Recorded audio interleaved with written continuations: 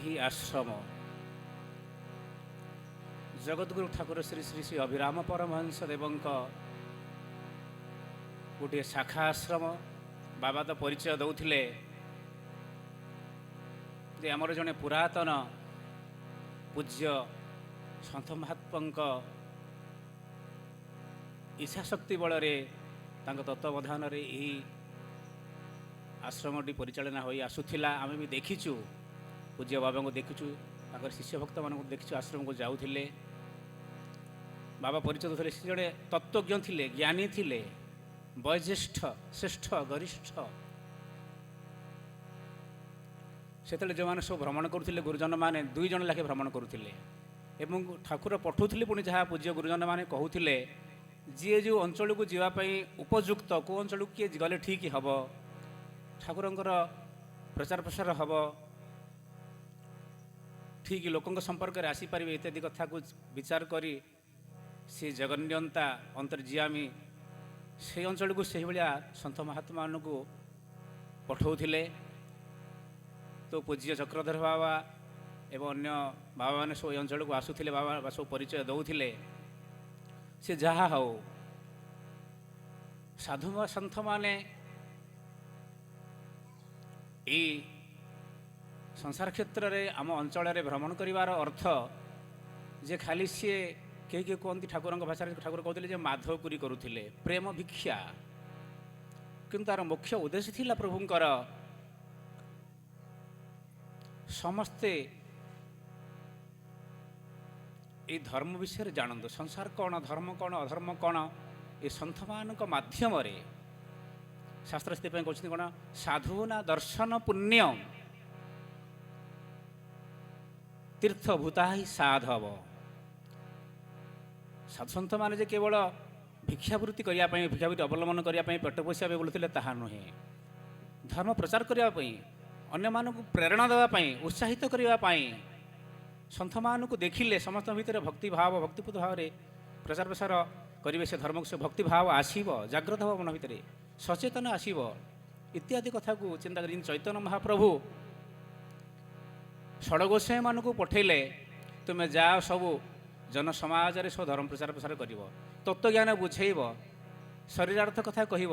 ଯେତେବେଳେ ଷଡ଼ଗୋସାଇଁମାନେ ଧର୍ମ ପ୍ରଚାର ପ୍ରସାର ପାଇଁ ଆସିଲେ, ସେତେବେଳେ ସାଧାରଣ ଲୋକମାନେ ଷଡ଼ଗୋସାଇଁମାନଙ୍କୁ କହିଲେ ଏମାନେ କ'ଣ ପାଗଳ ନା କ'ଣ, କ'ଣ ଆସି କାନରେ ସେମାନେ କହୁଛନ୍ତି, ତତ୍ତ୍ୱଜ୍ଞାନ କହୁଛନ୍ତି, ତୁମ ଦେହରେ ଭଗବାନ ଅଛନ୍ତି, ତୁମ ଦେହରେ ତୁମେ ନିଜେ ବ୍ରହ୍ମ, ଆତ୍ମା, ପରମାତ୍ମା କଥା କ'ଣ କହୁଛନ୍ତି, ପାଗଳ ବୋଲି ଯେତେବେଳେ ସମ୍ବୋଧିତ କଲେ, ଚୈତନ୍ୟ ମହାପ୍ରଭୁଙ୍କୁ ଯାଇକି ଷଡ଼ଗୋସାଇଁମାନେ କହିଲେ ପ୍ରଭୁ ଆପଣ କ'ଣ ଆମକୁ ପଠାଇଲେ ତତ୍ତ୍ୱଜ୍ଞାନ କରି କଥା କହିବା ପାଇଁ, ବୁଝିବା ପାଇଁ, ଶରୀରାର୍ଥ କଥା ବୁଝିବା ପାଇଁ, ସବୁ ଆମକୁ ପାଗଳ ବୋଲି କହୁଛନ୍ତି। ଚୈତନ୍ୟ ମହାପ୍ରଭୁ ଚିନ୍ତା କଲେ, କହିଲେ ସତ କଥା ତ, ଯିଏ ଜାଣିନାହିଁ ତା ଜୀବନରେ ଧର୍ମ କ'ଣ, ଅଧର୍ମ କ'ଣ, ମନୁଷ୍ୟ କ'ଣ, ପଶୁ କ'ଣ, ସଂସାର କ'ଣ, ସୃଷ୍ଟି କ'ଣ ଇତ୍ୟାଦି କଥାକୁ ଯିଏ ଜାଣିନାହିଁ, କେବଳ ଖାଇବା ପିଇବା ପିନ୍ଧିବା ହେଲା, କେବଳ ମନୁଷ୍ୟ ଶରୀର, ପଶୁର ବ୍ୟବହାର, ଯିଏ ଏଇଥିରେ ଚଳିଛନ୍ତି ତାଙ୍କୁ କ'ଣ ତତ୍ତ୍ୱଜ୍ଞାନ ଆମେ ବୁଝେଇବା। ତେଣୁ ଚୈତନ୍ୟ ମହାପ୍ରଭୁ ସେତେବେଳେ ଖୋଳ ମୃଦଙ୍ଗ ଧରିକି, ଗିନି ମୃଦଙ୍ଗ ଧରିକି ବାହାରିଲେ ସେଠୁ। ହରେ କୃଷ୍ଣ କୃଷ୍ଣ କୃଷ୍ଣ ହରେ ହରେ, ହରେ ରାମ ରାମ ରାମ ହରେ ହରେ, ଏ ନାମକୁ ପ୍ରଚାର ପ୍ରସାର କରି ବୁଲିଲେ। ସେଇଭଳିଆ ଠାକୁର ଏକାକ୍ଷର ମନ୍ତ୍ରକୁ ପ୍ରଚାର ପ୍ରଚାର କରିବା ପାଇଁ ଅବତରଣ କରିଛନ୍ତି ଭୂପୃଷ୍ଠକୁ। ସ୍ୱୟଂ ସେଇ ଗୋଲକ ବିହାରୀ ଅବତରଣ କରିଥିଲେ। କିନ୍ତୁ ସିଏ ଅନୁଭବ କରିଥିଲେ ବର୍ତ୍ତମାନ ସମୟରେ ସମାଜରେ ଲୋକମାନେ କେଉଁ ଜିନିଷକୁ ଗ୍ରହଣ କରିବେ। ତେଣୁ ଠାକୁର ଯେତେ ଗୋଟେ ସବୁ ବହି ଲେଖିଥିଲେ, କୋଇଲି ଶିକ୍ଷା, ଅମୃତ ଗୀତା ଇତ୍ୟାଦି, କଳି ଭାଗବତ ଇତ୍ୟାଦି କଥା, ସେଇ ଠାକୁରଙ୍କର ଲେଖନୀ କି ଦାଣ୍ଡରେ ବୁଲି ବୁଲି ବୁଲି ବୁଲି ପୂଜ୍ୟ ସନ୍ଥମାନେ ଗାଇ ଗାଇ ବୁଲୁଥିଲେ ଗାଁ ଗାଁ, କାହା ଘରକୁ ଯାଉନଥିଲେ। ଇଏ ଗୋଟେ ଥିଲା ପ୍ରେମ ଭିକ୍ଷା, ଅର୍ଥାତ୍ ପ୍ରେମ ରୂପକ ଧନକୁ ବିତରଣ କରିବା। ସନ୍ଧ୍ୟାବେଳେ ପଢ଼ୁଥିଲି, ଶୁଣୁଥିଲି, ଭଜନ ଗାଉଥିଲେ, ଭକ୍ତିଟି ଅମୂଲ୍ୟ ରତ୍ନ ବାଲ୍ୟକାଳୁ କର ଅର୍ଜନ। ଅମୂଲ୍ୟ ରତ୍ନକୁ ବିତରଣ କରିବା ପାଇଁ, ସେ ଅମୂଲ୍ୟ ଜିନିଷକୁ ଆମ ଜନସମାଜରେ ସନ୍ଥ ମହାତ୍ମାମାନେ ବିଚରଣ କରୁଥିଲେ। ମୁଖ୍ୟ ଉଦ୍ଦେଶ୍ୟ ଥିଲା ଠାକୁରଙ୍କର ଏହା। ତେଣୁ ସାଧୁ ନା ଦର୍ଶନ ପୁଣ୍ୟ ତୀର୍ଥଭୂତା ହିଁ ସାଧବ। ସାଧୁସନ୍ଥମାନଙ୍କୁ ଦର୍ଶନ କରିବା ମାତ୍ରେ ଆପେ ଆପେ ପୁଣ୍ୟ ଆମର ଅର୍ଜନ ହୋଇଯାଏ, ଆପେ ଆପେ। ଅଟୋମେଟିକ୍ ହେଇଯାଏ, ତାର ସେ ପୁଣ୍ୟ ଆସିଯାଏ। କାରଣ ତୀର୍ଥଭୂତା ହିଁ ସାଧବ, ତୀର୍ଥ ସ୍ୱରୂପ ହେଉଛନ୍ତି ସନ୍ଥ ମହାତ୍ମାମାନେ। ଏବଂ ଆଉ ଗୋଟିଏ କଥା, ସାଧୁସନ୍ଥମାନେ ଏଥିପାଇଁ ବିଚାରଣ କରୁଥିଲେ, ସାଧୁସନ୍ଥମାନେ ହେଉଛନ୍ତି ପ୍ରଭୁଙ୍କର ଅନ୍ତରଙ୍ଗ, ତାଙ୍କର ପାର୍ଷଦ ବୃନ୍ଦ, ତାଙ୍କର ଅଙ୍ଗ ପ୍ରତ୍ୟଙ୍ଗ ପ୍ରଭୁଙ୍କର। ତେଣୁ ସାଧୁସନ୍ଥମାନେ ପଥ ପ୍ରଦର୍ଶକ, ହରିଙ୍କ କୃଷିରେ ସେମାନେ କୃଷକ। ଯେମିତି ଆମେ ଯିଏ ଯାହାର ସବୁ ସଂସାର କ୍ଷେତ୍ରରେ, ଯିଏ ଯାହାର କର୍ମକ୍ଷେତ୍ରରେ ପାରଙ୍ଗମ ଅଛେ, ଯିଏ ଯାହାର କାର୍ଯ୍ୟ ଦକ୍ଷତା କରିକି ଅର୍ଜନ କରୁଛେ, ଧନ ଉପାର୍ଜନ କରୁଛେ, ଯିଏ ଯାହାର ଦକ୍ଷତା ଅର୍ଜନ କରିଛେ, ଆମେ କିଏ ବାଣିଜ୍ୟ କରୁଛି, କିଏ ଚାକିରି କରିଛି, ଯିଏ ଯାହାର ସବୁ ଧନ୍ଦା କରିଛନ୍ତି, ସେଇଭଳିଆ ସନ୍ଥ ମହାତ୍ମାମାନେ ହରିଙ୍କ କୃଷିରେ ସେମାନେ ହେଉଛନ୍ତି କୃଷକ। ହରିଙ୍କର ନାମ ରୂପକ, ଜ୍ଞାନ ରୂପକ, ଭକ୍ତି ରୂପକ, ପ୍ରେମ ରୂପକ ଜମିକି ସେମାନେ ଚାଷ କରିଛନ୍ତି। ତେଣୁ ସାଧୁସନ୍ଥମାନେ ପଥ ପ୍ରଦର୍ଶକ, ହରିଙ୍କ କୃଷିରେ ସେମାନେ କୃଷକ, ସେମାନେ ସେ ଜମିକି ଚାଷ କରିଛନ୍ତି। ତେଣୁ ସେଇ ଯେଉଁ ଜମିକି ଚାଷ କରି ଯାହା ସେ ଉପାର୍ଜନ କରିଛନ୍ତି, ସେ ଉପାର୍ଜିତ ଧନକୁ ଆମ ଜନସମାଜରେ ସେମାନେ ପରୋପକାରୀ ବିତରଣ କରିବା ପାଇଁ ଭଗବାନ ଆସୁଛନ୍ତି। ସାଧୁ ପରିତ୍ରାଣେ ଦୁଷ୍କୃତ ନାଶନେ ଯୁଗେ ଯୁଗେ ଅବତାର, ଧର୍ମକୁ ସ୍ଥାପନ କରି ନାରାୟଣ ଅନ୍ତେ ଚଳ ନିଜ ପୁର। ଭଗବାନ ଏଥିପାଇଁ ଆସୁଛନ୍ତି, ସାଧୁମାନଙ୍କୁ ପରିତ୍ରାଣ କରିବା, ଦୁଷ୍କୃତକୁ ବିନାଶ କରିବା, ଧର୍ମକୁ ସ୍ଥାପନ କରିବା। ତିନୋଟି ଜିନିଷ ହେଉଛି ମୁଖ୍ୟ।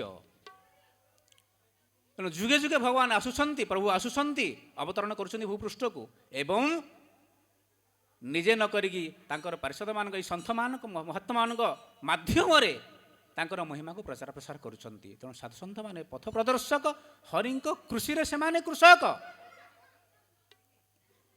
ତେଣୁ ସାଧୁନା ଦର୍ଶନ ପୁଣ୍ୟ, ତୀର୍ଥ ଭୂତା ହି ସାଧବ, କାଳେନ ଫଳତେ ତୀର୍ଥମ ସଦ୍ୟ ସାଧୁ ସମାଗମ। କହିଲେ ସାଧୁମାନଙ୍କୁ ଦର୍ଶନ କରିବା ମାତ୍ରେ ସାଙ୍ଗେ ସାଙ୍ଗେ ଅଟୋମେଟିକ୍ ପୁଣ୍ୟ ଆସିଯାଏ, ଏବଂ ତୀର୍ଥ ସ୍ୱରୂପ ହେଉଛନ୍ତି ସନ୍ଥ ମହାତ୍ମା ମାନେ। ତାପରେ କ'ଣ କହିଲେ ନା ତୀର୍ଥଭୂତା ହିଁ ସାଧବ, କାଳେନ ଫଳତେ ତୀର୍ଥ। ଆମେ ତୀର୍ଥକୁ ଯାଉଛେ, ଚାରିଧାମ କରୁଛେ, ଜଗନ୍ନାଥ ଧାମକୁ ଯାଉଛେ, ମନ୍ଦିର ବାଡ଼ିକି ଯାଉଛେ,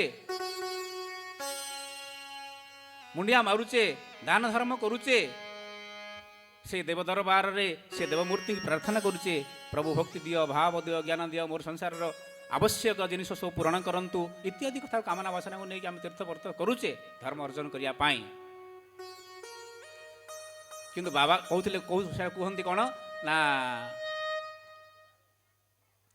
ଯେ ଦିଅ ଦର୍ଶନ କାଷ୍ଠ କି ପାଷାଣ, ଗଙ୍ଗା ଦର୍ଶନ ପାଣି, ସନ୍ଥ ଦର୍ଶନ ମୁକତି ପସରା, ମୁଖକୁ ମୁଖ ବଖାଣି। ପ୍ରକୃତରେ ଏହା ସତ୍ୟ। ଆମେ ଯାଉଛେ ମନ୍ଦିର ବାଡ଼ିକି ଯାଉଛେ, ତୀର୍ଥବ୍ରତ କରୁଛେ, ସେ ଦେବତାମାନେ ଆମକୁ କ'ଣ କଥା କହୁଛନ୍ତି? କଥା କହୁଛନ୍ତି?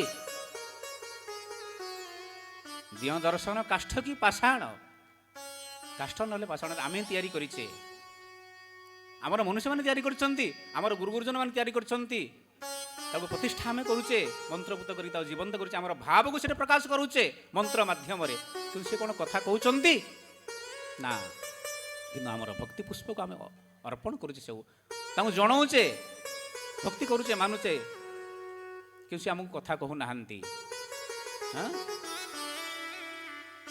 ତେଣୁ ଦିଅ ଦର୍ଶନ କାଷ୍ଠ କି ପାଷାଣ, ଗଙ୍ଗା ଦର୍ଶନ ପାଣି। ଭାଇ ଆମେ ଏଠି ଯେଉଁ କୂଅର ପାଣି, ପୋଖରୀ ପାଣି, ପାଇପ୍ ପାଣି, ନଳକୂପ ପାଣି, ସେମିତି ଗଙ୍ଗା ପାଣି, ଯମୁନା ପାଣି, ସେଭଳିଆ ପାଣି। ଗଙ୍ଗା ମାତା ବି ଆମକୁ କଥା କହୁନାହାନ୍ତି, କିନ୍ତୁ ଆମେ ତାକୁ ଅନୁଭବ କରୁଛେ, ଆମ ଭାବକୁ ପରିପ୍ରକାଶ କରିବା ପାଇଁ, ପ୍ରସ୍ଫୁଟିତ କରିବା ପାଇଁ ଆମେ ତାକୁ ପ୍ରାର୍ଥନା କରୁଛେ, ସ୍ତବ କରୁଛେ, ସ୍ତୁତି କରୁଛେ, ଭକ୍ତି କରୁଛେ, ଆମର ଭାବନାକୁ ଆମେ ସେଠି ପରିପ୍ରକାଶ କରୁଛେ, ଯାଉଛେ। କିନ୍ତୁ ଅନେକ ଜାଗାରେ ଦେଖିବାକୁ ମିଳିଛି, ସେଠି ମୁଁ ଥରେ ମଝିରେ ଯାଇଥିଲି ବୃନ୍ଦାବନ, ସେଠି ଆମର ଏଇ ପୁରୀରେ ଯାଇଥିଲେ ମା ଲୋକମାନେ, ବୁଦ୍ଧ ମାନେ ଯାଇଥିଲେ, ସେଠି ଯାଇଛନ୍ତି 3 ଜଣ, ଯାଇକି ସେ ଆଶ୍ରମରେ ଆମେ ଯିବା ପୂର୍ବରୁ ସେ ଯାଇକି ପହଞ୍ଚିଛନ୍ତି। ରାସ୍ତାରେ ସେମାନଙ୍କର ଟ୍ରେନରେ ପରସ୍ପର ଭିତରେ କଳହ ହୋଇଯାଇଛି, ମାଡ଼ଗୋଳ ଲାଗିଯାଇଛନ୍ତି, କିଛି ଖାଇବା ପିଇବା ଜିନିଷକୁ ନେଇକି, ରାସ୍ତାରେ ଏଇ ଯେଉଁ ଟ୍ରେନ ଭଡ଼ାକୁ ନେଇକି, ଶୋଇବା ବସିବାକୁ ନେଇକି। ସେଠି ଯେତେବେଳେ ଆମେ ଯାଇକି ପହଞ୍ଚିଲୁ, ସେମାନେ ଜାଣିଲେ ଆମେ ଓଡ଼ିଆ ଲୋକ, ଓଡ଼ିଶାରୁ ଆସୁ, ଓଡ଼ିଶାର ସାଧୁମାନେ ଆମ ଆଗରେ ସବୁ ଦୁଃଖ ସୁଖ ସବୁ ଆସି କହି ପକେଇଲେ, କହିଲେ ବାବା ଏମିତି ଆମେ ଆସିଲୁ ଯେ, ଆସିଲୁ ସିନା ତୀର୍ଥ କରିବା ପାଇଁ, ବ୍ରତ କରିବା ପାଇଁ, ଧର୍ମ ଅର୍ଜନ କରିବା ପାଇଁ, ଆସିଲା ବେଳକୁ ରାସ୍ତାରେ ମାଡ଼ଗୋଳ ଲାଗିଗଲେ, ଏ ଅଶାନ୍ତି, କ'ଣ ଧର୍ମ କରିବୁ, କି ବୃନ୍ଦାବନ ଦର୍ଶନ, କି ପ୍ରଭୁଙ୍କୁ ଦର୍ଶନ କରିବୁ, କ'ଣ ପ୍ରଭୁଙ୍କ ତୀର୍ଥଯାତ୍ରାରେ ଭ୍ରମଣ କରିବୁ, ମନ ତ ଅଶାନ୍ତି। ମୁଁ ସେଠି ଅନୁଭବ କଲି, କହିଲି ପ୍ରକୃତରେ ଏହା ହିଁ ସତ୍ୟ। ଆସୁଛି ଆମେ କାଳେ ମନ ବୁଝିବା ପାଇଁ ପରିଶ୍ରମ କରୁଛେ, ଟଙ୍କା ପଇସା ଖର୍ଚ୍ଚ କରୁଛେ, ଯଦି ଭାବ ନାହିଁ, ଭକ୍ତି ନାହିଁ, ଯଦି ପ୍ରଭୁଙ୍କ ପାଖରେ ମନ ନିବେଶ ହେଉନାହିଁ, ପ୍ରଭୁଙ୍କର କୃପା ବର୍ଷଣ କେମିତି ହେବ? ସେଥିପାଇଁ ଶାସ୍ତ୍ର କହିଲେ ପ୍ରଭୁ କୃପା ବୋଲି ଯାହାକୁ କହି ପ୍ରଥମେ କୃଷ୍ଣରେ ଶ୍ରଦ୍ଧା ଜନ୍ମଇ। ଯଦି ଶ୍ରଦ୍ଧା ନାହିଁ, ଗୀତାରେ କହିଲେ ଶ୍ରଦ୍ଧାବାନ ଲଭତେ ଜ୍ଞାନ ତତ୍ପରେ ସଂଯନ୍ତେନ୍ଦ୍ରିୟ ଗଲେ। ବିନା ଶ୍ରଦ୍ଧାରେ ଜ୍ଞାନ ଲାଭ ହେବ ନାହିଁ। ଯଦି ନାହିଁ, ତେଣୁ ଠାକୁର କହିଲେ ଶ୍ରଦ୍ଧାଭାବ ଶ୍ରଦ୍ଧାଭାବ ଶ୍ରଦ୍ଧାଭାବ ସାର, ଶ୍ରଦ୍ଧାଭାବ ବିନା ଯେତେ ସବୁ ନାର ଖାର।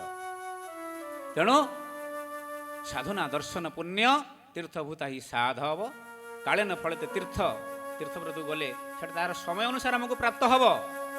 କିନ୍ତୁ ସନ୍ଥମାନଙ୍କୁ ଦର୍ଶନ କଲେ କ'ଣ ହେବ ନା ସଦ୍ୟ ସାଧୁ ସମାଗମ।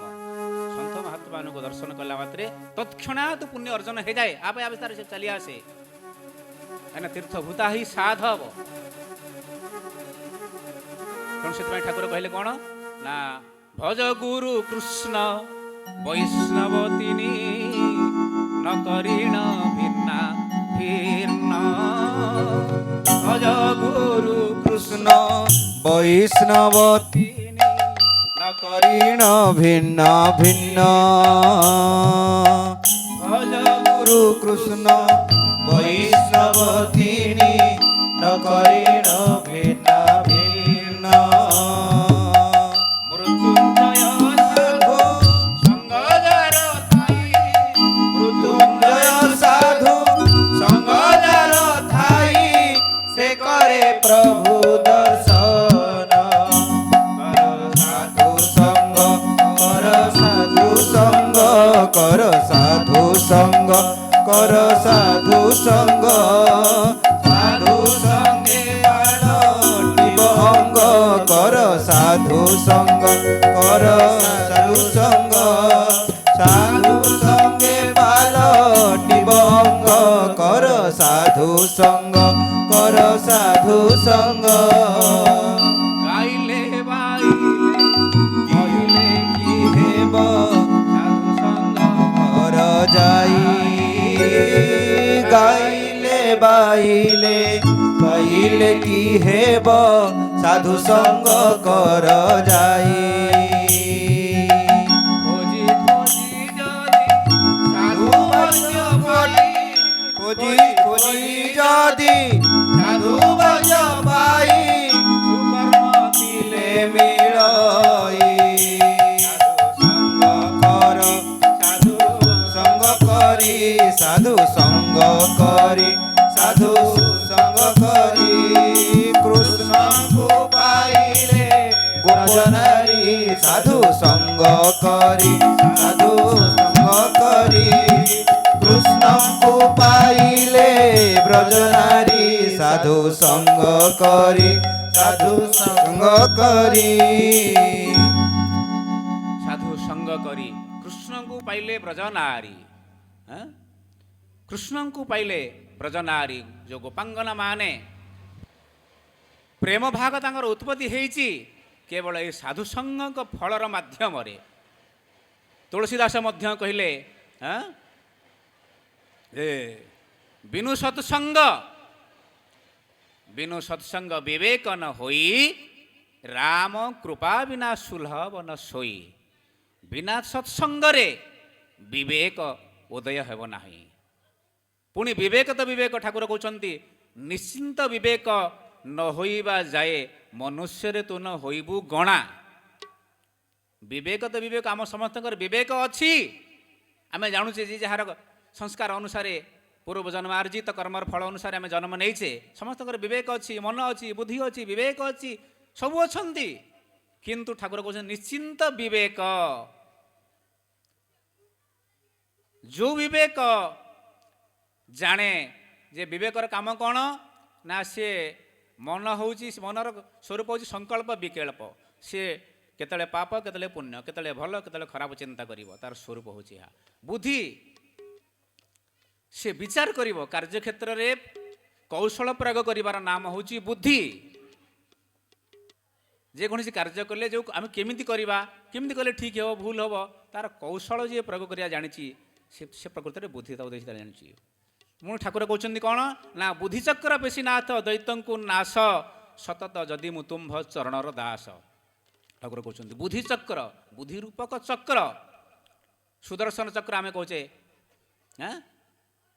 କାହିଁକି ସନ୍ଧ୍ୟାବେଳେ ପଢ଼ୁଥିଲେ କାହିଁକି ସୁଦୟା ନହୁଛି ପ୍ରଭୁ କେତେ କଷ୍ଟ ସହିବି ଆଉ କାହିଁକି ସୁଦୟା ନହୁଛି ପ୍ରଭୁ କେତେ କଷ୍ଟ ସହିବି ଆଉ ସହି ସହି ପଥର ସୁଦର୍ଶନ ଦିଅ ଏଥର ସହି ସହି ହେଲି ପଥର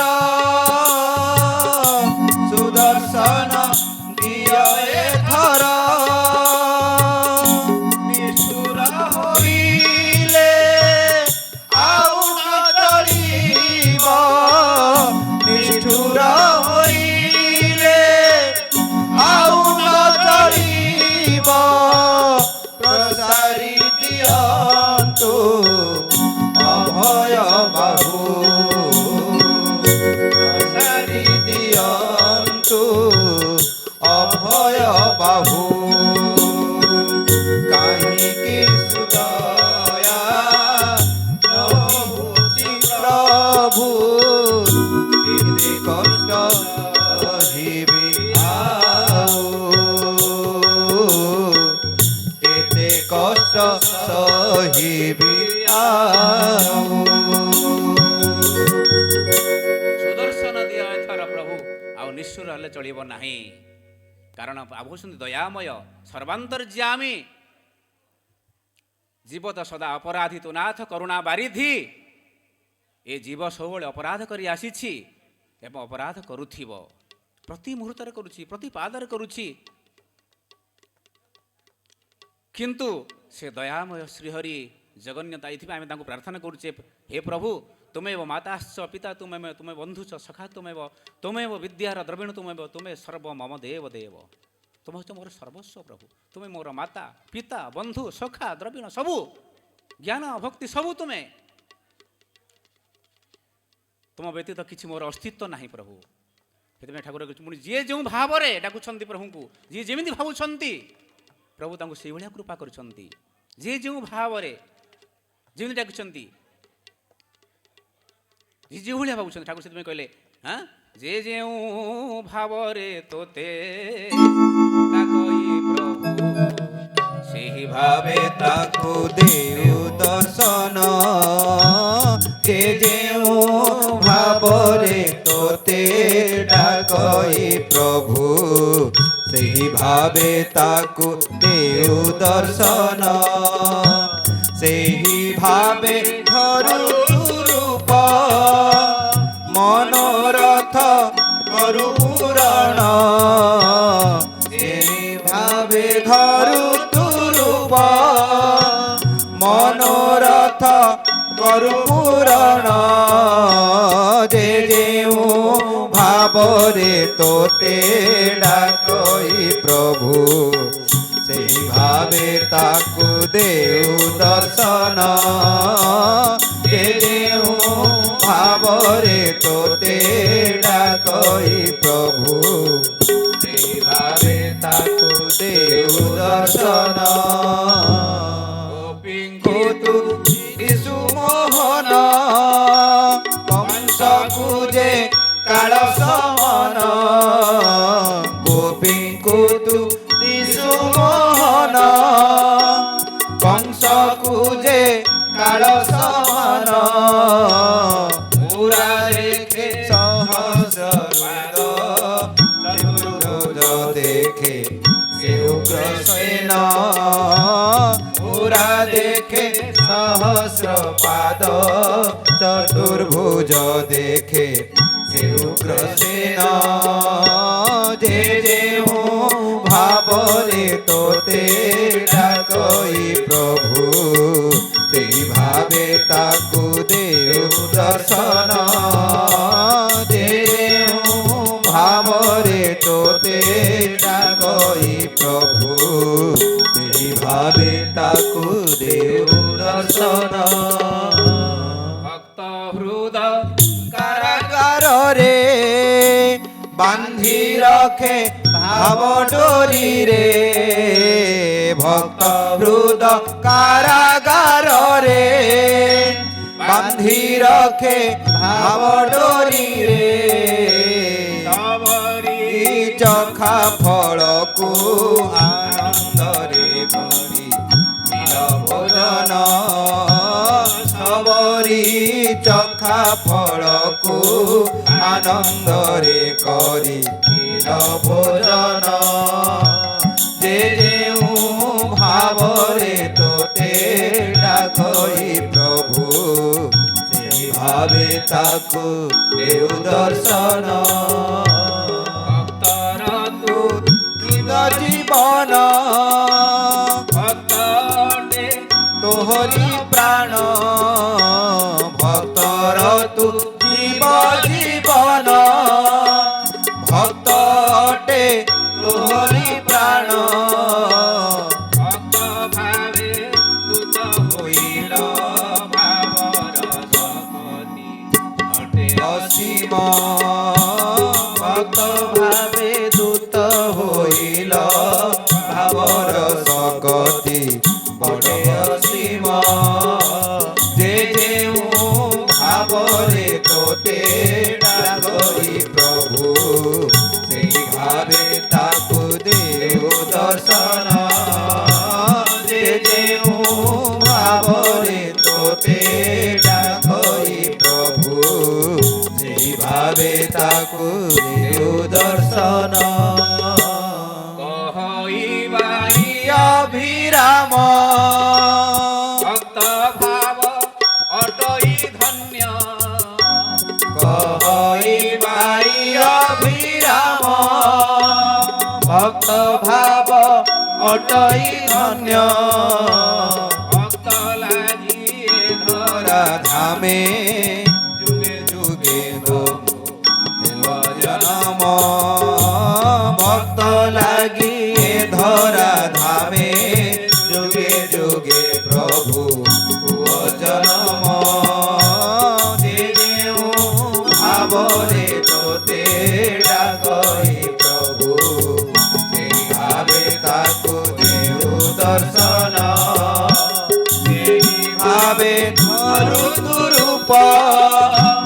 ମନୋରଥ କରୁ ପୁରାଣ ସେହି ଭାବେ ଧରୁ ତୁ ରୂପ ମନୋରଥ କରୁ ପୁରାଣ ଯେ ଯେଉଁ ଭାବରେ ତୋତେ ଡାକଇ ପ୍ରଭୁ ସେହି ଭାବେ ତାକୁ ଦେଉ ଦର୍ଶନ ଯେ ଯେଉଁ ଭାବରେ ତୋତେ ଡାକଇ ପ୍ରଭୁ ସେହି ଭାବେ ତାକୁ ଦେଉ ଦର୍ଶନ ଯିଏ ଯେଉଁ ଭାବରେ ପ୍ରଭୁଙ୍କୁ ଡାକିଛନ୍ତି ତାଙ୍କୁ ସେଇଭଳିଆ ଡାକିଛନ୍ତି ଗୋପୀ ଭାବିଲେ ଅତି ଗୋପୀଙ୍କୁ ଦେଖୁଛନ୍ତି ଅତି କମନ ରୂପ ଦେଖାଯାଉଛନ୍ତି ଗୋପୀଙ୍କୁ ଯେ ଦିଶୁ ମୋହନ କଂସକୁ ଯେ କାଳ ସମାନ କଂସ ତାଙ୍କୁ ଶତ୍ରୁ ଭାବରେ ଭାବିଥିଲା ସେ ପ୍ରଭୁଙ୍କୁ ତାଙ୍କର କାଳ ବୋଲି ଭାବିଥିଲା ସିଏ ତେଣୁ ତାଙ୍କୁ ଭୟଙ୍କର ରୂପ ଦେଖାଥିଲା ସିଏ ଗୋଟିଏ ରୂପ ସେ ଜଗନ୍ୟତାଙ୍କର ଗୋଟିଏ ରୂପ ଅନେକ ରୂପ ରୂପାୟ ଭବ ବିଷ୍ଣବେ ବିଷ୍ଣବେ ବିଷ୍ଣବେ ଶାସ୍ତ୍ର କହୁଛି ଅନେକ ରୂପ ରୂପାୟ ସବୁ ରୂପରେ ସେ ବିଦ୍ୟମାନ ଅଛନ୍ତି ପ୍ରଭୁ ତାଙ୍କର ନଥିବା ସ୍ଥାନ ନାହିଁ ସମସ୍ତ ଯେତେ ଆମେ ଦେହଧାରୀ ଏ ପ୍ରଭୁଙ୍କର ଗୋଟିଏ ଗୋଟିଏ ସମସ୍ତ ରୂପ ପ୍ରଭୁଙ୍କର ରୂପ ହିଁ ସବୁଠି ବିଦ୍ୟମାନ ଅଛନ୍ତି ଏଥିପାଇଁ ଠାକୁର କହିଲେ କ'ଣ ନା ଈଶ୍ୱର ପବିତ୍ର ମନ୍ଦିର ଅଟେ ଏହି ଶରୀର ରାଧାକୃଷ୍ଣ ଖେଳୁଅଛନ୍ତି ଭକ୍ତଙ୍କୁ ଗୋଚର ଯିଏ ପ୍ରଭୁଙ୍କର ଭକ୍ତ ସିଏ ଜାଣେ ଯେ ଇଏ ହେଉଛନ୍ତି ଈଶ୍ୱରଙ୍କର ଗୋଟିଏ ପବିତ୍ର ମନ୍ଦିର ମୋର ଦେହ ନୁହେଁ ମୁଁ ଜଣେ ମନୁଷ୍ୟ ନୁହେଁ ଇଏ ପ୍ରଭୁଙ୍କର ତିଆରି ଗୋଟିଏ ମନ୍ଦିର ଈଶ୍ୱରଙ୍କର ଗୋଟିଏ ପବିତ୍ର ମନ୍ଦିର ଠାକୁର ସେଥିପାଇଁ କହିଛନ୍ତି ଏ ଶରୀରରେ ମୋର ଯଦି ଧର୍ମ କର୍ମ ନାହିଁ ଯେତେ କର୍ମ କଲେ ସବୁ ଅଧର୍ମ ବୋଲାଇ ଏ ହୃଦୟ ଗୋଟେ ଯଦି ନଥାଏ ନିର୍ମଳ, ଯେତେ କର୍ମ କଲେ ସବୁ ପୁରୀ ଥାଇ ମଳ, ଏ ହୃଦୟ ମୋର ଯଦି ଶ୍ରଦ୍ଧା ଭକ୍ତି ନାହିଁ, କିପରି ତୋତେ ଲଭିବି ଆହେ ଭାବଗ୍ରାହୀ। ପ୍ରଭୁଙ୍କୁ ଲାଭ କରିବାକୁ ହେଲେ ଏସବୁକୁ ପରିମାର୍ଜିତ କରିବାକୁ ପଡ଼ିବ। ଏ ଶରୀର ଯଦି ଧର୍ମକର୍ମ ନାହିଁ, ଠାକୁର ଲେଖୁଛନ୍ତି ଶ୍ରୀକୃଷ୍ଣଙ୍କ ସେବା ବିହୁନେ ଏହି ଶରୀର ମୋର, କି ହୋଇବ ପ୍ରାଣ ସଖୀରେ ଆଉ ଯତ୍ନ ନ କର କି ହୋଇବ ପ୍ରାଣ ସଖୀ ରେ ଆଉ ଯତ୍ନ ନ କର, କି ହୋଇବ ପ୍ରାଣ ସଖୀ ରେ ଆଉ ଯତ୍ନ ନ କର। ଏ ଜୀବନ ଆଉ ସେବାରୁ ଯଦି କଲେ ବଞ୍ଚିତ, ହୃଦୟ ବିହାରୀ କରୁଣା ନ କରିଲେ କିଞ୍ଚିତ। ହୃଦୟ ବିହାରୀ କରୁଣା ନ କରିଲେ କିଞ୍ଚିତ, ହୃଦୟ ବିହାରୀ କରୁଣା ନ କରିଲେ କିଞ୍ଚିତ। ତେବେ ପଞ୍ଚଭୂତ ଶରୀର ବିଶୁଦ୍ଧି ଯାହା ସ୍ଥାନେ, ସେବା କରିବେ ମୃତ୍ୟୁ ପରେ ଏ ପଞ୍ଚଭୂତ ମାନେ। ସେବା କରିବେ ମୃତ୍ୟୁ ପରେ ଏ ପଞ୍ଚଭୂତ ମାନେ, ସେବା କରିବେ ମୃତ୍ୟୁ ପରେ ଏ ପଞ୍ଚଭୂତ ମାନେ।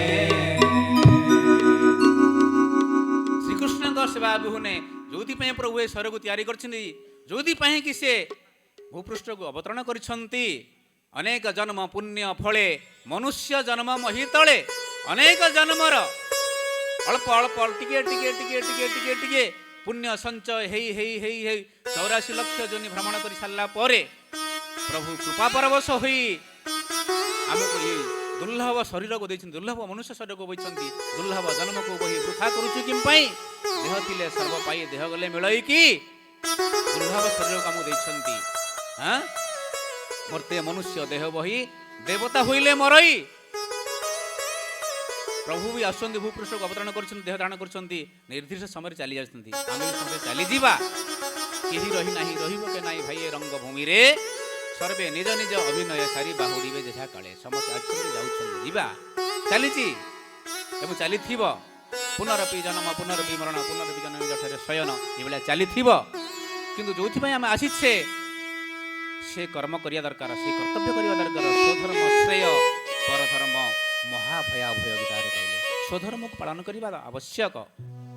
ତେଣୁ ଈଶ୍ୱର ପବିତ୍ର ମନ୍ଦିର ଅଟେ, ଏହି ଶରୀର ରାଧାକୃଷ୍ଣ ଖେଳୁଛନ୍ତି ଭକ୍ତଙ୍କ ଗୋଚର। ଯିଏ ଭକ୍ତ ତାରି ପଛରେ ଭଗବାନ ଗୋଡ଼େଛନ୍ତି। ସେଥିପାଇଁ କହିଲେ ଭକ୍ତ ଭାବ ଗ୍ରାହିତ, ଏହି ଭକ୍ତ ପଛେ ପଛେ ଛନ୍ତି ଗୋଡ଼ାଇ, ଭକ୍ତ ତାଙ୍କୁ ବା କିଧନେ ତୋଷିବେ, ଭକ୍ତ ଭାବେ ପ୍ରଭୁ ବନ୍ତି ଭାଇ। ତେଣୁ ଯିଏ ଯେଉଁଭଳିଆ ଭାବୁଛନ୍ତି, ଯିଏ ଯେମିତି ଭାବୁଛନ୍ତି, ପ୍ରଭୁ ତାଙ୍କ ପାଇଁ ସେଇଭଳିଆ ରୂପ ଧାରଣ କରିଛନ୍ତି। ଯିଏ ଯେଉଁଭଳିଆ ଭାବୁଛନ୍ତି, କିଏ ମା ଭାବରେ, କିଏ ପୁତ୍ର ଭାବରେ, କିଏ ପତ୍ନୀ ଭାବରେ, କିଏ ଦାସ ଭାବରେ, କିଏ ସେବକ ଭାବରେ। ଠାକୁର ଏଇଭଳିଆ ଦୟାମୟ ଥିଲେ, କୃପାଳୁ ଥିଲେ। ଶୁଣୁଛେ ଠାକୁରଙ୍କ ସମୟରେ ସନ୍ନ୍ୟାସୀମାନେ, ପୂଜ୍ୟ ସନ୍ନ୍ୟାସୀମାନେ କହୁଥିଲେ, ଠାକୁର ଜଣେ ଭକ୍ତଙ୍କର, କଟକ ଜିଲ୍ଲାରେ ଜଣେ ଭକ୍ତ ଥିଲେ, ଅତି ଗରିବ ଚାଷୀ ଲୋକ ଥିଲେ। ତ ତାଙ୍କର ସ୍ତ୍ରୀ ଥିଲେ ଜଣେ ନାସ୍ତିକ, ବେଧର୍ମୀ, କୃପଣ ଥିଲେ। ବାବାଜୀ ମାନଙ୍କୁ ଦେଖିଲେ ସିଏ ଘୃଣା କରନ୍ତି, ବିଦେଶ ଭାବ କରନ୍ତି, ତିରସ୍କାର କରନ୍ତି। ତାଙ୍କ ସ୍ୱାମୀକୁ ସବୁବେଳେ ତିରସ୍କାର କରନ୍ତି, ଗାଳିଗୁଲଜ କରନ୍ତି, ଅତ୍ୟାଚାର କରନ୍ତି ଭାବରେ।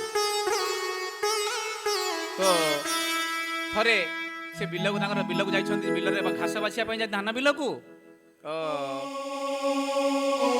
ଗରିବ ଲୋକ ବୁଲିଆ ଲାଗି କାମ କରିପାରୁନାହାନ୍ତି, ନିଜେ ନିଜେ ବାଛିବେ। ଥରେ ସେ ଠାକୁରଙ୍କ କଥା ଶୁଣୁ ଶୁଣୁ ଶୁଣୁ ଶୁଣୁ ଡେରି ହେଇଗଲା, ଧାନ ବଛା ବିଲ ବଛାରେ ଡେରି ହେଇଗଲା। ଅନ୍ୟ ସମସ୍ତେ ବିଲ ଓଡ଼ିଶାର ଲୋକମାନେ ସବୁ ବାଛି ସାରିଲେଣି। ସେମାନଙ୍କର ଧାନ ଭଲ ହୋଇଛି। ତାଙ୍କ ସ୍ତ୍ରୀ ତୋର ଅତିରିକ୍ତ ଗାଳି କଲେ, କହିଲେ ତୁମେ ଯେଉଁ ମହାପ୍ରଭୁ ହେଉଛ ସେ ବାବାଜୀ ପଛରେ ଗୋଡ଼େଇଛ, ସେ ଅଭିରାମ ବାବାଜୀ ପଛରେ ଗୋଡ଼େଇଛ, ତମର ସେ ଧାନ ବାଛି ଦେବ, ତମର ସବୁ କାମ କରି ତମକୁ ଖାଇବାକୁ ଦେଇଦେବ। ସେ ଭଦ୍ର ବ୍ୟକ୍ତି ଜଣେ କହୁଛନ୍ତି, ସେ ହୃଦୟ ବ୍ୟକ୍ତି ଜଣେ କହୁଛନ୍ତି, କହୁଛି ଆଲୋ ଜାଣିନୁ ଠାକୁର ସବୁ କିଛି କରୁଛନ୍ତି, ଠାକୁରଙ୍କର ଦତ୍ତ ସବୁ କିଛି, ଏ ଦୁର୍ଲଭ ଶରୀରକୁ ସେ ଦେଇଛନ୍ତି, ଏ ଶ୍ୱାସ ପ୍ରଶ୍ୱାସ ଦେଇଛନ୍ତି, ପ୍ରତି ଶ୍ୱାସ ପ୍ରଶ୍ୱାସରେ ସେ ଅଛନ୍ତି। ତୁମ୍ଭ ବିନା କର୍ମ ମୁହିଁ କରଣେ ସମର୍ଥ ନୁହିଁ। ପ୍ରଭୁଙ୍କ ଇଚ୍ଛା ବ୍ୟତୀତ, ପ୍ରଭୁଙ୍କ ବ୍ୟତୀତ ପ୍ରଭୁଙ୍କୁ ଛାଡ଼ିଦେଲେ କାହାର ଅସ୍ତିତ୍ୱ କ'ଣ ଅଛି? ସେ ଶ୍ୱାସ ପ୍ରଶ୍ୱାସ ନେଇପାରିବ ନାହିଁ, କେହି ପଲକ ପଡ଼ିପାରିବ ନାହିଁ କାହାର। ପ୍ରଭୁଙ୍କ ଇଚ୍ଛା ବ୍ୟତୀତ ଗଛର ପତ୍ର ହଲିବ ନାହିଁ। ପ୍ରଭୁ ସବୁ କିଛି କରୁଛନ୍ତି, ତେଣୁ ବିଲ ବି ବାଛି ଦେଇପାରିବେ, ସବୁକିଛି ସେ କରିଦେଇପାରିବେ। ସେ ସର୍ବାନ୍ତର୍ଯ୍ୟାମୀ ଜାଣିପାରିଲେ ସେ କଥାକୁ। ତାଙ୍କର ସେଇ ଗାଁ ନିକଟରେ ଠାକୁର ପଦବ୍ରଜରେ ଭ୍ରମଣ କରିଲେ ସେଇ ସମୟରେ। ତ ତାଙ୍କ ଘରକୁ ଆସିଲେ, ଆସିକି ସେ ଭଦ୍ର ବ୍ୟକ୍ତି ଯାଇଛନ୍ତି ଯେ ପ୍ରଭୁଙ୍କର କଥା ଶୁଣି ସତ୍ସଙ୍ଗରେ ଯୋଗ ଦେଇଛନ୍ତି। ତ ଠାକୁର ତାଙ୍କରି ରୂପରେ ସେ ଭକ୍ତଙ୍କ ରୂପ ଧାରଣ କରିକି ଯାଇକି ତାଙ୍କ ବିଲ ବାଛୁଥିଲେ।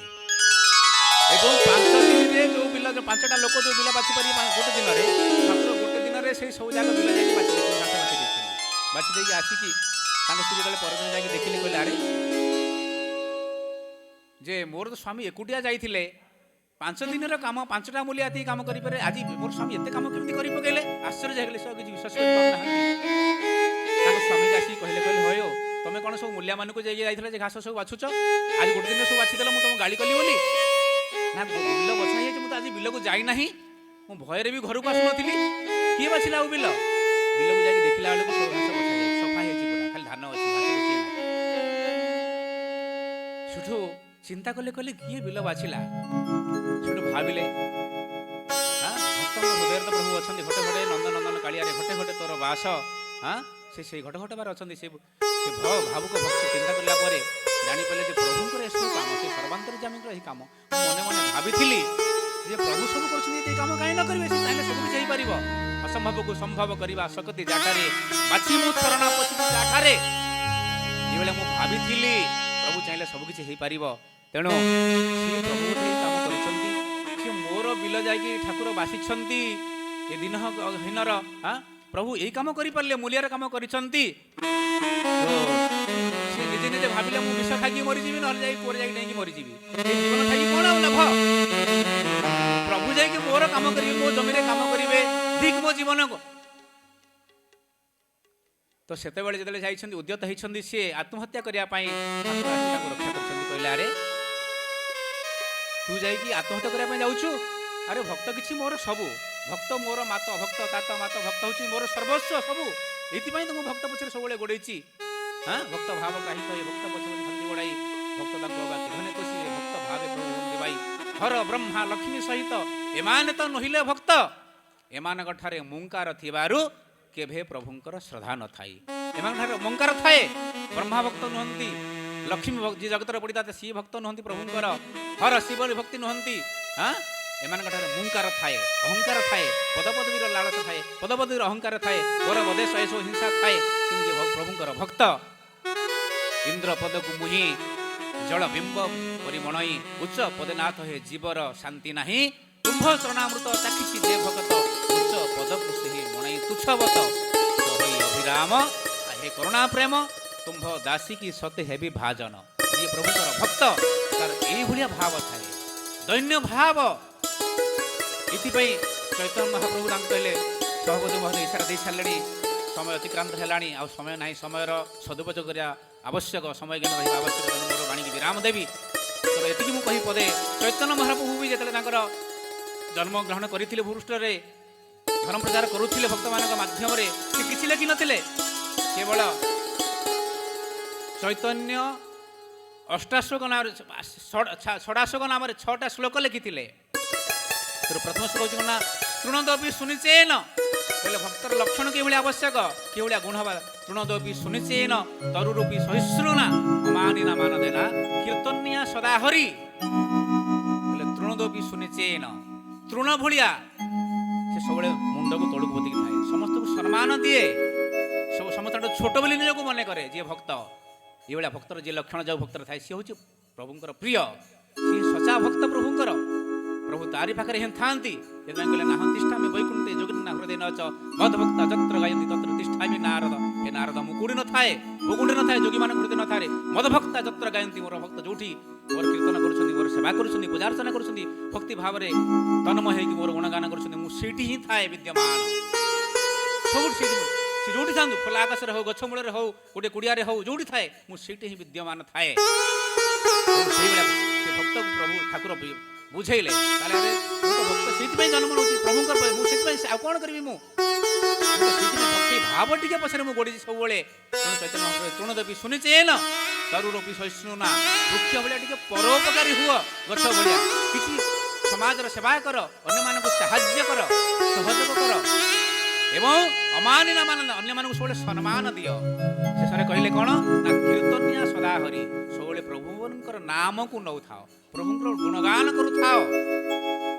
ଯୋଉଠି ଥାଉଛ ଥାଅ, ଯେକୌଣସି ଅବସ୍ଥାରେ ଥାଉଛ ତାହା ପ୍ରଭୁଙ୍କର ନାମକୁ ନିଅ। ଶୋଇଲେ ବସିଲେ ଯୋଉଠି ଶୟନ ସ୍ୱପନ ତୋତେ ଦେଖୁଥିବି ଚାହୁଁଥିବି, ଜଣେ ଅନେକ ସନ୍ଥମାନେ ଅଛନ୍ତି, ସେମାନେ ସବୁ ଆପଣମାନଙ୍କୁ ହରିକଥା ରହି ଆପ୍ୟାୟିତ କରିବେ, ଶୁଣିବେ, ଭଲ ଭଲ କଥା ଶୁଣି ଆମେ ସମସ୍ତେ ବସିକି ସେ ପ୍ରଭୁଙ୍କ କଥାକୁ ଶୁଣିବା। ତେଣୁ ହରି ଅନନ୍ତ ହରିକଥା ଅନନ୍ତ, ଏତିକି ଜାଗାରେ ମୁଁ ଭାଣିକି ବିରାମ ଦେଉଛି। ତେଣୁ କିଛି ଗ୍ରହଣ କରିବାକୁ ଆସିଛେ, କିଛି ଶିଖିବା ଏ ସନ୍ଥ ମହାତ୍ମାମାନଙ୍କ ଠାରୁ।